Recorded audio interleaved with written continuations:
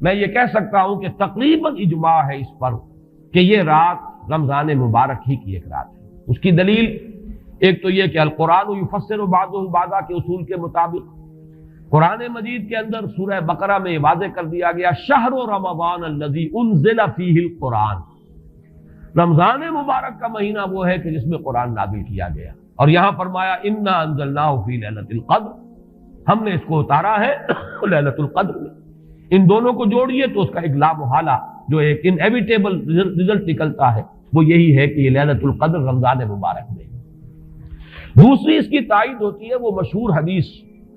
جس کو الحمدللہ کہ ہم نے بہت عام کیا ہے، رمضان مبارک کی آمد سے قبل کوشش ہوتی ہے ہر سال جو ہے اس کی یاد دہانی کرا دی جائے۔ ایک طویل خطبہ جو حضور نے دیا تھا، خطبنا رسول اللہ صلی اللہ علیہ وسلم فی آخر یوم من شعبان، یہ حضرت سلمان فارسی رضی اللہ